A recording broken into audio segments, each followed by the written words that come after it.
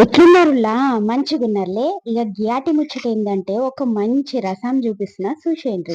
ఇక రసం అంటే చిన్న నుంచి పెద్దవాళ్ళ వరకు ఎవరైనా ఇష్టంగా జురుకుంటే తింటారు, ఏమంటారు? అయితే గీ రసానికి ఇంకొంచెం హెల్త్ బెనిఫిట్స్ యాడ్ చేస్తే ఎట్లుంటది అంటారు? గదేనుల్లా మునక్కాయల రసం అన్నట్టు. ఇక దీన్ని ఈజీగా ఎట్లా చేసుకోవాలనో చూపిస్తున్నా చూసేయండి.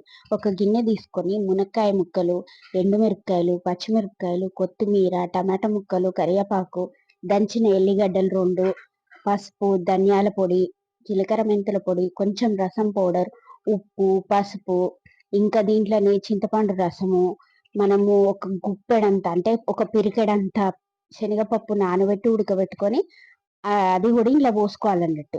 ఇవన్నీ వేసినాక మనకి రసంకి తగ్గట్టుగా నీళ్లు పోసుకొని చిన్న మంట మీద మరగనియాలన్నట్టు.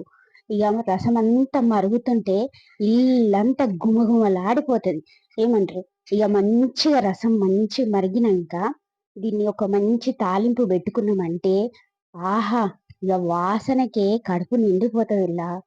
అయితే జ్వరం వచ్చినప్పుడు కానీ సరదైనప్పుడు కానీ ఇట్లాంటి రసం ఉంటేలే ఇంకొక ముద్ద ఎక్కువనే తింటారు, ఏమంటారు? నన్ను నమ్మి ఒక్కసారి అయితే గీ రసాన్ని వేసుకొని తిని చూడుండ్రులా. మస్త్ అంటే మస్తు ఉంటది. ఇక దంచుడే కుమ్ముడే అన్నట్టు ఉంటది. ఇక ఒక అప్పడం తీసుకొని గీ రసంతో కలిపిన అన్నం అప్పడంలో పెట్టుకొని తింటేనైతే ఇక మాటలు లేవు, మాట్లాడుకోవటాలు లేవు అన్నట్టు ఉంటది, ఏమంటారు? అర్థమవుతుందా ఉల్లా?